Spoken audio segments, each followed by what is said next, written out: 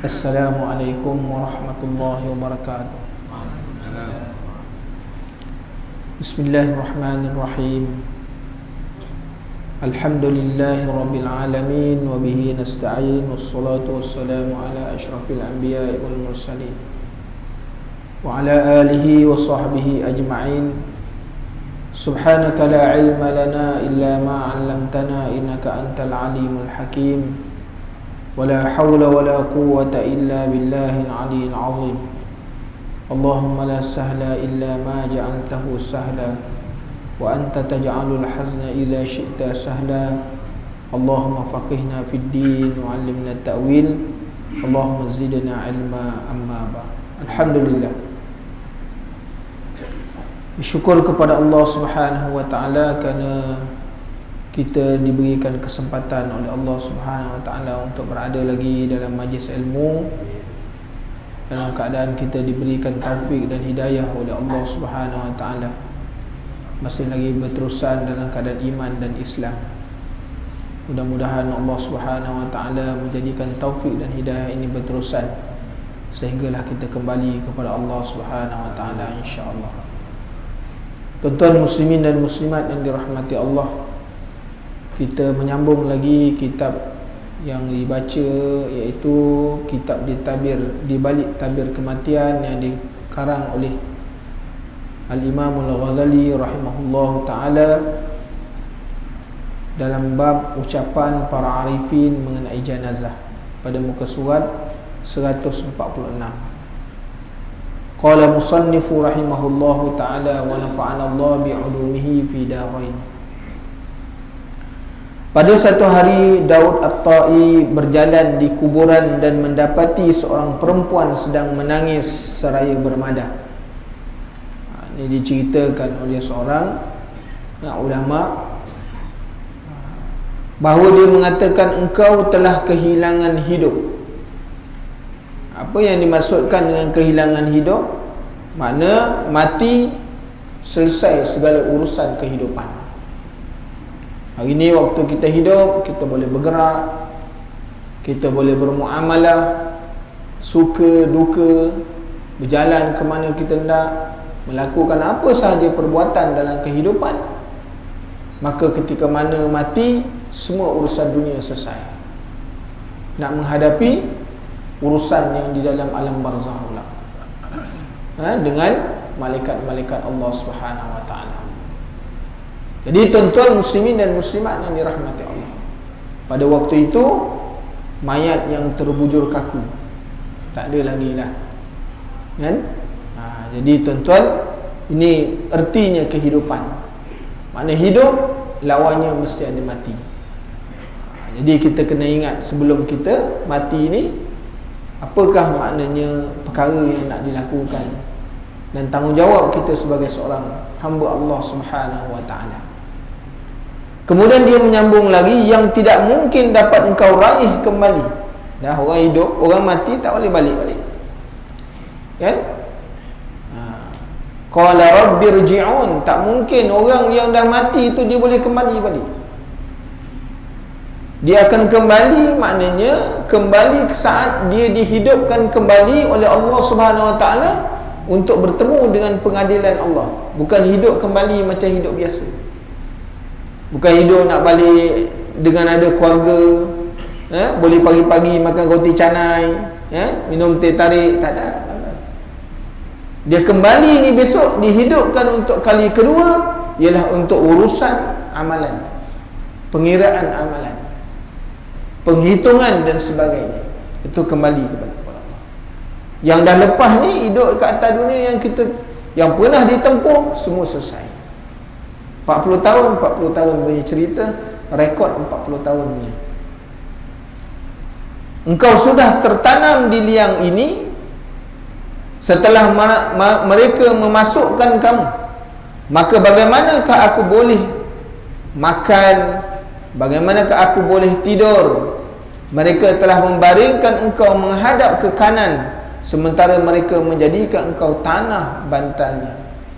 Ini madah-madah yang mengingatkan kepada kita orang yang hidup lah, ya, orang yang hidup, supaya bermuhasabah diri bahawa kalau kita masuk besok dalam kubur, itulah keadaannya, itulah keadaan yang akan dihadapi oleh setiap orang, tak kira dia orang berpangkat, dia orang miskin, orang kaya, makna orang berjawatan, daripada keturunan mana sekalipun, itulah keadaannya. Tuan-tuan ingat orang-orang besar ni yang pangkatnya tinggi-tinggi, yang kedudukannya yang tinggi, ingat masuk tak masuk dalam tanah, walaupun dimasukkan dalam keranda. Tuan-tuan muslimin dan muslimat yang dirahmati Allah, dia masuk dalam keranda tu, tanah dah dipenuhkan, dalam keranda tu diisi tanah. Walaupun keranda dia tu dimasukkan dalam liang, tapi dalam keranda tu dah dipenuhkan tanah dah. Waktu kita nak masukkan orang ni, kita masukkan dulu supaya tak boleh masuk tanah. Sebab kan masukkan tanah tak boleh nak angkat pula, kan? Sebab dia punya keranda je dah 50 kilo, tak masuk orang lagi, kan? Kalau orang yang banyak amalan, badan besar macam mana pun dia jadi ringan. Ni kalau orang yang tak ada amalan, badan kurus pun jadi berat. Dia begitu tuan-tuan muslimin dan muslimat yang dirahmati Allah. Jadi kalau dimasukkan tanah, memang tak terangkat kita. Jasad kalau dah bertemu dengan tanah, dia payah nak diubah. Sebab tu ketika mana orang masukkan mayat ni di dalam liang, dia ada kaedah dan cara untuk memegang dia supaya jangan dia terlepas. Kalau dia terlepas, nak pusing dengan balik, dia jadi berat. Berat bukan sebab nak tunjuk itu kesalahan, tak. Dia begitu. Manusia kalau dah bertemu dengan tanah ni, dia payah dia. Sebab unsur kita ni ada sebahagian daripada ni. Sebab tu bila masukkan manusia dalam liang lahat ni, tangan kanannya di bawah, tangan kirinya di atas, supaya boleh dipusing-pusingkan. Dia kalau masukkan dua-dua di bawah, tertelangkup, nak terbalik boleh tak boleh. Ini mengikut pengalaman kita tuan-tuan, masukkan mayat begitu keadaan. Dan orang masuk dalam keranda itu macam tu juga. Kita dah masukkan tanah separuh. Pengalaman masukkan TYT yang pertama yang ditanam di Masjid Negeri tu, begitu tu, masukkan tanah separuh untuk sendal je, supaya mayat tu kalau diturunkan keranda, dia tak terbalik. Kan terbalik pula, orang semua tengok, alamak terbalik ni, apa hal pula ni. Manusia ni punya mulut tuan-tuan, dia lain, kan? Jadi kita nak tutup aib, nak jaga aib, kena buat betul-betul, kan? Sebab tu orang yang memandikan mayat ini ialah penyimpan rahsia bagi mayat. Dia tak boleh buka, kan? Dia tengok apa-apa keadaan sekalipun, dia tak boleh buka. Tak utama kalau sekiranya mayat yang dia lihat itu ialah mayat yang tak berapa bagus pada pandangan mata manusia, dia kena tutup. Kalau yang baik, alhamdulillah, boleh diceritakan supaya jadi iktibar kepada orang. Jadi tuan-tuan muslimin dan muslimat yang dirahmati Allah, inilah keadaan kehidupan. Dan kematian itulah dia juga keadaannya. Semua orang tahu. Hari ini mungkin kita pernah memasukkan orang dalam, maknanya mayat dalam liang, semua kita pernah melalui. Cuma kita je belum melalui, orang angkat kita pula.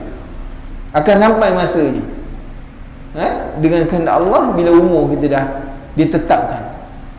Maka selanjutnya wanita itu berkata, wahai ayah, bahagian pipi yang mana yang mula dimakan oleh cacing? Dah masuk dalam liang, dah dikambus, tak tahu mana dulu bahagian yang akan disantap oleh cacing dalam kubur, tuan-tuan. Kita pun tak tahu. Sebab kita pun tak pernah lihat, kan? Jadi kalau jasadnya orang baik-baik, memang tak disentuh langsung. Contohnya jasad-jasad orang yang menghafal Quran, orang yang menghidupkan malam dengan qiyamul lail. Itu jasad-jasad orang yang terpelihara. Jasad para nabi, para rasul memang tak disentuh langsung. Para syuhada memang tak sentuh, memang biasa. Macam tu juga keadaan ni biasa.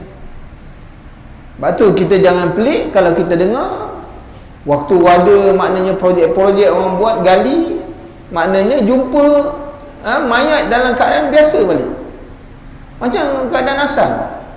Dia selidik-selidik, rupanya guru Quran. Memang jasadnya tidak akan dipelihara oleh Allah Subhanahu Wa Taala. Tapi bukan semua orang begitu, tuan-tuan. Bukan semua orang dapat begitu. Jadi kita ni tak tahu. Dengan sebab itu, oleh kerana kita tidak mengetahui bagaimana nasib kita bila masuk di dalam liang ni besok, maka ketika dekat atas dunia, buatlah amalan banyak-banyak. Sementara kesempatan diberi oleh Allah. Dunia ni kesempatan untuk kita. Kesempatan untuk dua perkara. Sama ada kesempatan untuk buat benda yang tidak elok, perkara mungkar, perkara keji, ataupun kesempatan untuk buat amal soleh. Dua je, kan? Dua perkara je yang kita, yang dipilih tu je dua perkara. Jadi tuan-tuan, mudah-mudahan apa yang kita berada pada sekarang ni, Allah Ta'ala kekalkan sampai kita masuk ke dalam liang lahat, menjadi orang yang sentiasa dalam taufik dan hidayah Allah Ta'ala. Mendengarkan itu seketika Daud mendengar itu, seketika Daud jatuh tersungkur di tempatnya. Siapa dia? Daud At-Ta'i tersungkur di tempatnya lalu pingsan. Dengarkan madah perempuan ini tadi. Orang yang hatinya ni tuan-tuan ada rasa gerun dengan Allah Subhanahu Wa Taala, ada rasa takut dengan Allah Ta'ala, khauf dengan Allah ni, ada rasa perasaan takut dengan Allah. Dengar itu pun boleh jatuh. Seperti mana Sayyidina Abu Bakar As-Siddiq radhiyallahu anhu. Ni satu manusia yang luar biasa. Manusia yang luar biasa. Dia dengar baca Quran, dia boleh jatuh pingsan. Kita hari ni kalau dengar Quran, yang herannya kalau menyanyi pula pingsan pula. Menang menyanyi pingsan terus. Oh, itu luar biasa pula. Jadi ini tuan-tuan, muslimin dan muslimat yang dirahmati Allah, tidak seperti mana keadaan orang-orang yang dahulu daripada kita. Kerana apa? Mereka tahu tentang matlamat hidup dan kesudahan kehidupan. Dan Malik bin Dinar berkata, pada satu hari aku melalui di sebuah kuburan, lalu aku bersyair. Aku tiba di kubur ini, lalu aku panggil di mana orang yang dahulu mulia, di mana orang yang dahulu dihina, di mana orang yang dahulu menyombong kekuasaannya, menyombongkan kekuasaannya, dan di mana orang yang dulu bangga atas kesolehannya. Dipanggil semuanya, tak ada sautan, tak ada, senyap aja. Kerana orang yang dah mati tidak boleh menyaut panggilan orang yang hidup, tapi dia boleh mendengar sautan orang. Seperti mana Rasulullah SAW ketika mana di dalam perang Uhud, Rasulullah membalingkan mayat-mayat orang kafir di dalam satu perigi. Lalu Rasulullah SAW menyebutkan, kamu telah melihat apa yang kamu nafikan. Kamu telah menemui apa yang kamu nafikan ketika mana hidup di dunia, yang kau tentang, yang kau sangkal. Sekarang kau lihat apa yang akan berlaku. Para sahabat bertanya, ya Rasulullah, apa yang kau cakap ni didengar ke? Dia dengar dalam keadaan dia tidak boleh menjawab apa yang kau cakap. Ini dia tuan-tuan, orang bacakan talqin, mayat dengar, kan? Orang yang dalam kubur dengar. Kita je buat pekak telinga pula, kan? Ketika mana orang baca talqin, kita sibuk main handset. Hari ni kita tengok orang baca khutbah, khatib melawak-lawak baca khutbah, makmum saja je. Yang main handset ada, kan? Main game ada kat atas. Kalau masjid negeri tu ada mezzanine, kan? Yang bersembang ada. Berbagai-bagai keadaan. Yang tidur yang depan tu semua tunduk, semuanya lelap. Termasuklah imam yang tak bertugas, lelap juga. Jadi tuan-tuan muslimin dan muslimat yang dirahmati Allah, kan? Ketika mana diseru tu, semua dalam keadaan yang dia tak boleh nak jawab. Kadang kalau kita baca di dalam Al-Quran, kita akan jumpa peringatan-peringatan Allah Subhanahu Wa Taala untuk kita mengambil iktibar Sebab bila Allah Ta'ala suruh baca Quran, afala yatadabbarunal Quran, baca Quran, tadabbur, ambil ingatan apa yang Allah Ta'ala nak bagi tahu kepada kita, kan? Supaya orang yang ada, maknanya hati mereka ni dekat kepada Allah, hati yang ada taufik dan hidayah yang diberi oleh Allah Subhanahu Wa Ta'ala, supaya mereka ni dapat mengambil manfaat. Quran tu turun untuk diambil manfaat, bukan sekadar untuk dimusabaqahkan, bukan sekadar untuk dijadikan dihiasan di dinding-dinding, bukan tuan-tuan, nak diambil manfaat, kan? Maka selanjutnya ia mengatakan, tiba-tiba dari satu arah ada satu yang berseru, meski tidak melihat rupanya, tetapi aku mendengar suaranya. Ini orang-orang yang diberikan kasyaf. Allah Ta'ala berikan mereka ni makna ilmu-ilmu yang luar biasa, tuan-tuan. Mereka ni boleh mendengar suara-suara walaupun tidak melihat dari mana-mana arah. Suara itu menyeru, semuanya telah lenyap, tidak seorang pun ada yang menjawab, kerana mereka semua sudah sama mati.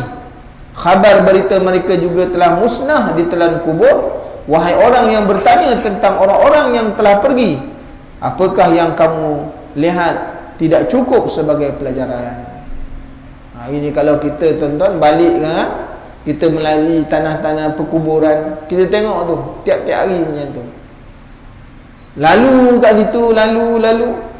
Kalau saya nak balik ke rumah tu, ada dua tanah perkuburan, kan? Yang barunya, yang lama punya, yang dah ratusan tahun punya. Yang ratusan tahun tu pun tak tahu mana, tapi dalam tu banyak kubur. Dia punya nensan-nensan pun dah tak ada dah bersepah-sepah dah. Tapi yang baru tu dah memang hampir dengan jalan dah. Tiap-tiap hari lalu tengok. Kita tak tahu bila pula orang tengok kita pula, kan?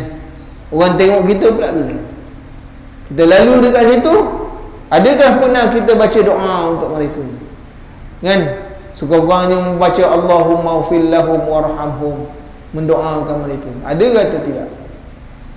Ini satu pelajaran untuk kita, tuan-tuan, kan? Hari ni kita datang kat masjid ni setiap minggu, tuan-tuan, di belakang tuan-tuan ni ada kubur yang dah ratusan tahun ada dekat belakang kita ni. Orang duduk memasak kat situ, tak pernah ada berhati.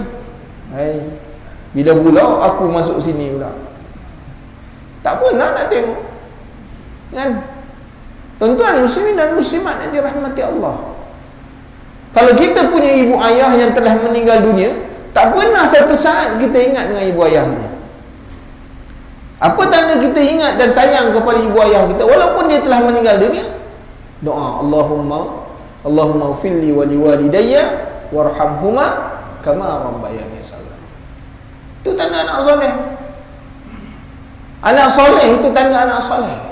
Bukan bagi duit banyak, tuan-tuan. Ibu ni, ibu ayah, dia didik kita, dia pelihara kita, dia tidak mengharapkan balasan, kan? Tak tahulah kalau ibu-ibu zaman moden ni, kan? Tapi ibu-ibu kita dulu, dia sanggup tak makan, dia sanggup berlapar, dia sanggup susah, semua tengok anak-anak senang. Walaupun anak dah senang, tidak menghargai jasa mak ayah. Tapi kalau ada saja daripada ramai-ramai tu yang angkat tangan tiap-tiap kali solat 5 waktu, Allahumma ufillah, Allahumma ufillahu, Allahumma ufillaha, maknanya itu dah cukup besar. Itulah maknanya satu harta yang paling baik, satu makna penghargaan yang paling baik daripada anak kepada kedua orang tua.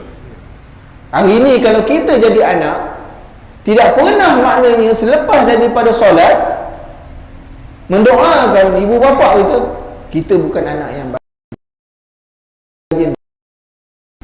Walaupun kita rajin pergi masjid, walaupun kita rajin pergi belajar, sebab kita lupa kita boleh datang belajar, kita boleh datang ke masjid. Ini semua mak ayah punya cerita dulu. Mak ayah apa? Kalau mak ayah tak ada kita. Tuan-tuan kena ingat,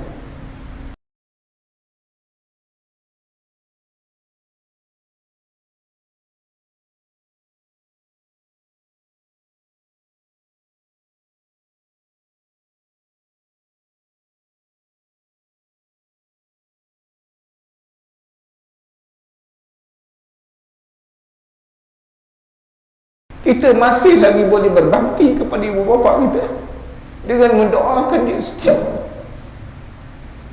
Kita masih lagi boleh berbakti kepada ibu bapa kita.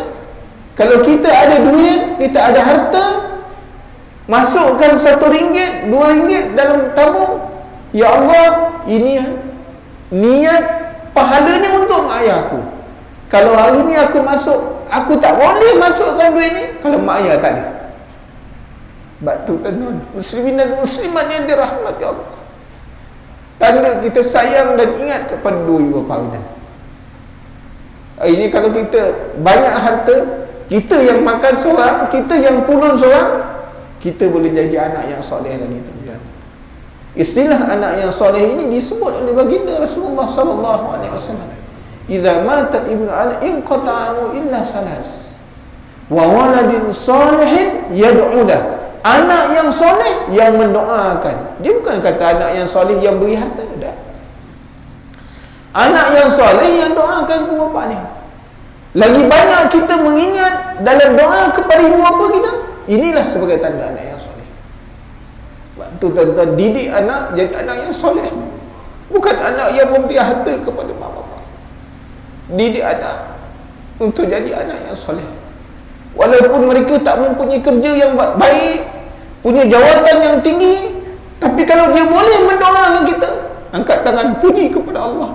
Alhamdulillah, Alhamdulillah, tuan-tuan. Sebab kita nak yang tu. Kan inilah maknanya saham kita bila bertemu dengan Allah. Hari ini kalau ada anak-anak mendoakan mak bapak dia, ibu, ayah dan aku akan rasa aman. Kenapa? Ada orang bagi harta tiap-tiap hari, ada orang bagi maknanya duit tiap-tiap hari kepada dia sebagai saham dia dalam kubur. Berhentinya anak, mati seorang anak yang mendoakan, terputus pada waktu itu, tak ada lagi. Sebab tu pesan pada anak-anak, ayah mati besok jangan lupa doakan. Jangan besok ni ayah mati, ayah ni ada kebun, ni ayah ada kereta, jaga baik-baik sampai kita lupa untuk beritahu, doakan ayah. Tuan-tuan muslimin dan muslimat yang dirahmati. Kemudian tuan-tuan muslimin dan muslimat yang dirahmati Allah, telah berkata Malik, mendengar itu aku lalu pulang sambil menangis. Pada sebuah nisan tertulis bait-bait syair sebagai berikut: kubur-kubur yang dia berbisik kepadamu, sementara pada penghuninya berbaring diam di bawah tanah. Wahai penghimpun harta dunia yang tak akan pernah puas, untuk siapa kamu kumpulkan harta dunia, sedang kamu sendiri pasti mati. Jadi tuan-tuan muslimin dan muslimat yang dirahmati Allah, satu kata-kata atau syair yang begitu hebat yang dibuat orang dulu-dulu, kan? Mereka ni kalau berdakwah dalam berbagai-bagai bentuk, syair-syair mereka tu penuh dengan makna, nak mengingatkan orang yang hidup, kepada supaya orang bila baca dia dapat ambil ingatan. Jadi kita tuan-tuan, hari ni kita kumpul harta dunia. Kalau harta tu waktu kita hidup, yang menjadi milik kita tuan-tuan, harta tu yang menjadi milik kita, yang mana kita infak dan kita sedekahkan. Sama ada kita sedekahkan untuk ahli keluarga kita sebagai maknanya sedekah wajib, maknanya apa? Nafkah, atau yang kita sedekahkan di mana-mana. Itulah yang menjadi harta milik kita, yang kita simpan dalam bank berjuta-juta, ratusan ribu yang kita tidak guna, itu bukan milik kita. Begitu juga apa yang kita boleh makan, yang masuk dalam mulut, itu hak kita. Yang tak ada, itu bukan. Yang kita simpan banyak-banyak, oh ini simpanan stok, belum tentu kita punya. Sebab tu kita kena memahami, sesuatu harta yang kekal yang kita nak bawa balik ni tuan-tuan, bukan yang kita simpan banyak-banyak. Maknanya masuk 10 sen yang bunyi dalam tong yang macam tu kuat lah, itu yang jadi hak kita. Itu yang jadi hak kita. Yang tuan-tuan simpan ratusan ribu, jutaan ringgit di dalam bank, yang tuan-tuan mati tak dapat guna, itu orang lain yang kebas. Anak-anak yang hidup esok, ni ayah tinggal duit banyak ni, apa lagi? Dulu masa ayah tak ada, nak beli motor besar tak dapat. Inilah peluang kita. Habis tuan-tuan, habis duit. Kan? Duit itu semua akan habis. Kerana duit ini alam. Sesuatu sifat yang baharu tuan-tuan, dia memang akan musnah. Dia akan hilang. Namanya pun alam. Dia tidak akan kekal lama. Sampai masa dia akan hilang. Tapi kalau amalan ini sesuatu yang kekal di sisi Allah Ta'ala. Kan? Amalan ini kekal. Sama ada amalan yang kita bawa balik kekal itu amalan yang buruk, ataupun amalan yang kekal di sisi Allah itu ialah amalan yang soleh. Dia kekal. Tanda dia kekal mana? Besok ketika mana kiraan hisab, mereka akan melihat, dibukakan buku-buku amalan mereka, akan tengok sama sekali. Mereka akan tengok. Tidak terpadam walau satu pun.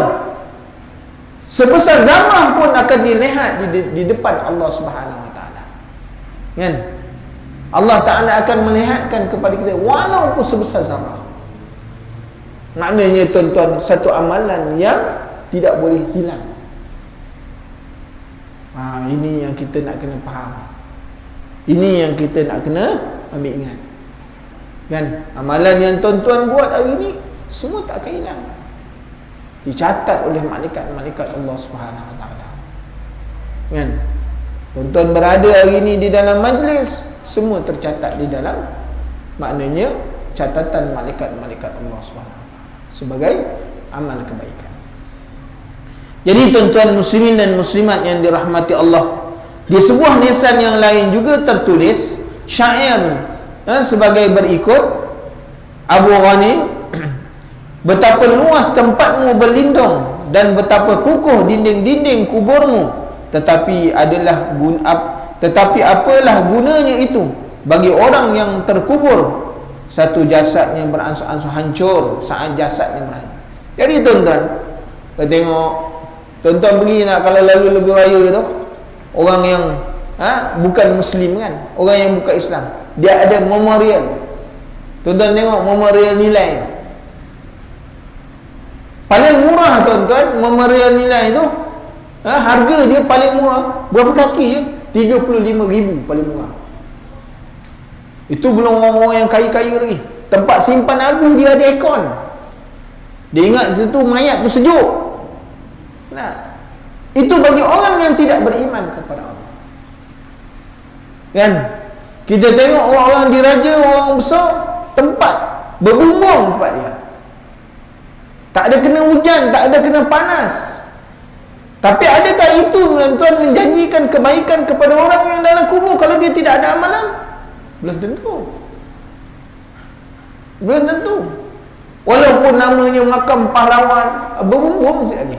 Siap ada kipas sekali. Buka lagi kipas orang. Dia kata lega, sejuk aku dalam. Ada dia kata? Tak ada tuan-tuan. Tak ada. Tu orang yang mayatnya kuburnya terdedah, dia tuan lapang. Kalau dia orang yang baik, dia lebih baik daripada orang yang ada bumbung. Sebab tu kita kena ingat, kan? Semua tidak memberi apa-apa faedah, dah tak ada beri guna lagi. Kenapa? Jasad dah hancur, dah semua tak ada apa lagi. Kalau hari ni buka lah makna kubur yang pertama tu, agaknya tinggal apa ni, keranda je. Orang dalam keranda dah tak ada. Kan? Dah jadi makna apa? Tinggal tulang je. Tuan-tuan, muslimin dan muslimat yang dirahmati Allah. Kan? Tak ada faedah. Tidak ada faedah. Ketika melalui sebuah tempat permakaman, Ibn Sammak mengatakan, melihat sebuah nisan tertulis beberapa bait syair, kaum kerabatku mundar-mandir di depan kuburku, seolah mereka tidak pernah mengenalku, padahal mereka adalah ahli waris yang akan membahagi-bahagi harta pusaka peninggalanku. Tiada peduli dengan tanggungan hutang-hutangku. Setelah mengambil bahagiannya, mereka boleh hidup tenang. Ya Allah, begitu cepat mereka melupakan aku. Inilah dia. Kita tuan-tuan hidup kat atas dunia ni, Kalau isteri meninggal dunia, paling lama pun boleh bertahan sebulan dah. Suami paling lama bertahan sebulan dah. Lepas tu dah kira tongkat dagu dah.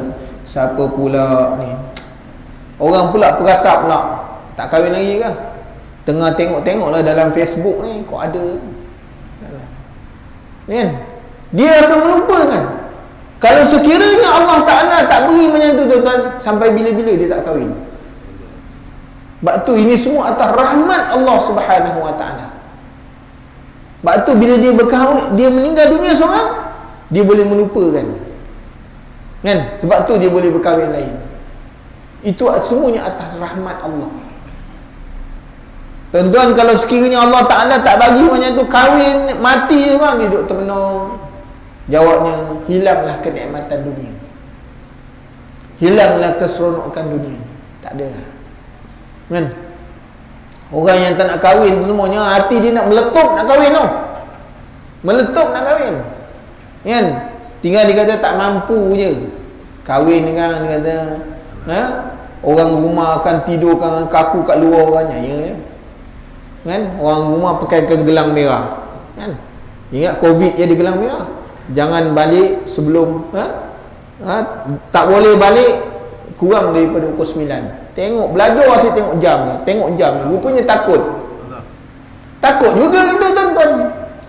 Muslimin dan muslimat yang dirahmati Allah kan? Sebab tu tuan-tuan, muslimin dan muslimat yang dirahmati Allah, Allah Ta'ala bagi nikmat. Ketika mana hilangnya seorang isteri, orang boleh berkahwin balik, mendapat mana? Nikmat dunia. Allah Ta'ala bagi nikmat dunia. Yang tadi dah lupa dah, entah pergi ziarah ke tidak, wallahu alam kan? Tak pergi dia.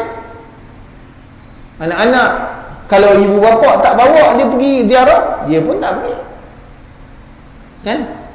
Yang kita kena ingat, orang tua tu waktu hidup meninggalkan harta banyak. Orang yang hidup dah faraid dengan yang dulu dalam tu, semua dia tak ingat lagi. Bagaimana susahnya orang yang mati itu mengumpul duit masa hidup. Kita waktu hidup ni tukang perhabis kan? Kita jangan bagi can, dia kata kan? Kaut sungguh-sungguh. Ni lah anak yang tak berguna nama dia kan? Tak ingat dengan mak ayah langsung, lalu je, tak pernah nak doa kan? Allahumma filahu. Tidak-tidak pun hari Jumaat doa, pergi datang baca tahlil, doa untuk mak ayah, Allahumma filahu warhamhum, ada faedah. Kalau tak reti nak baca doa, tu kan amin je pun tidak juga. Hari ni sibuk, hari Jumaat ke hari apa ke, sama je. Manusia lupa. Mak ayah semua dah tak ingat dah kan? Tuan-tuan, besok sampai waktu giliran kita, anak-anak kita pun akan buat begitu juga pada kita. Jangan sampai berjadi begitu tuan-tuan. Kerana hidup ni dia seperti mana pusingan roda, dia akan jadi macam tu. Jadi dengan sebab itu ambil ingatan tuan-tuan, muslimin dan muslimat yang dirahmati Allah. Syair-syair tersebut ditulis di atas kuburan kerana penghuni-penghuninya gagal mengambil pelajaran sebelum kematian mereka. Sebab tu ditulis kan, supaya orang bila lalu situ tengok, dia dapat faedah. Sebab orang yang nak mati tu, lepas tu dia hidup, dia tak ambil faedah. Ketika melihat kuburan orang lain, seorang yang bijak pasti sedar kalau pada gilirannya itu pasti akan berada di tengah-tengah mereka, sehingga ia lalu mempersiapkan diri untuk menyusul mereka. Jadi tuan-tuan, kita kena ingat, saat kita mati akan sampai. Bila? Hanya Allah Ta'ala yang mengetahui kan? Akan mengetahui, Allah Ta'ala yang mengetahui bila saat kita mati. Tapi kena bersedia. Saya duduk terfikir, saya kata saya nak pencen awal, saya nak pencen 57, saya nak pencen 57 besok, nak buat ibadat banyak. Jangan-jangan tak sampai 57 dah jalan. Kita ingat maknanya 57 ni besok, 57, 58, 59, 60, 3 tahun nak speed betul-betul buat ibadat. Belum tentu tuan-tuan. Berapa ramai orang yang pencen, masjid tak sampai lagi. Dia kata dah pencen bawa datang masjid. Rupanya dah pencen Amerika, London. Wah, main terbang pula. Nah, tak jadi juga ibadat. Dah pencen boleh datang masjid. Malam-malam kayu basikal pula. Ingat dah pencen datang masjid, subuh-subuh jogging. Ya. Bukan main seronok. Tak ingat juga tuan-tuan. Waktu kita diberi kesempatan, waktu ingat nak buat ibadat, buat ibadat. Kita jangan tangguh-tangguh. Tangguh dan kita bimbang besok tak sampai seperti mana yang dihajati. Kan? Kita takut tak sampai. Nak tunggu 57 tahun ni, tuan-tuan, dalam tempoh nak sampai 57 tahun itu macam-macam boleh berlaku. Ni balik kan belum tentu pula apa yang akan berlaku. Belum tentu. Kita ingat boleh sampai kat rumah, rupa separuh jalan. Na'udzubillah min zalik. Kita tak tahu tuan-tuan. Sebab tu ada kesempatan hari ni buat. Sekadar kemampuan yang kita ada. Hari ni fikir nak baca Quran, ambil baca Quran terus. Berapa banyak yang boleh baca, itu rezeki yang Allah Ta'ala bagi. Kan? Boleh baca semuka, alhamdulillah. Hari ni kata tuan-tuan nak baca Yasin, jangan tunggu malam Jumaat. Takut malam Jumaat tak sampai. Malam ni terus baca. Tak habis, tak apa, dapat semuka je. Lepas tu dah lelap. Mata ni baca Quran ni tak buruk je cepat. Tapi kalau WhatsApp pukul 3 boleh tahan. Ini masalah pula. Tuan-tuan muslimin dan muslimat yang dirahmati, baca walaupun sedikit. Jangan tunggu nak baca, boleh baca banyak baru nak baca. Walaupun sedikit baca. Tak payah tunggu-tunggu tuan-tuan. Duk terfikir sekarang ni, duk kira-kira. Aku kalau tunggu 57 ni tak boleh sampai ke mana tidak. Mata makin lama dah makin tak nampak. Tuan-tuan punya mata terang lagi. Saya dah sekarang ni mata dah tahu apa nampak. Bukan makna gabun, tapi dah Allah Ta'ala tarik nikmat. Duduk lama nak bangun, Allah tu dia tuan. Tuan-tuan steady lagi sebab ala ragawan. Boleh bangun terus. Tuan-tuan muslimin dan muslimat yang dirahmati Allah, duduk macam ni lama lelap. Kan? Dia tak boleh duduk ni. Duduk dia lelap. Dulu mana lelap? Macam ni steady lagi. Baru duduk, baru bongkok je dia ilham. Jadi macam mana tuan-tuan?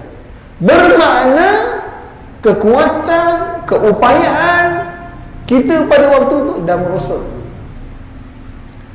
Hari ni kalau orang rumah cakap, bang balik cepat ya. Dia punya tu panjang. Balik bang kan.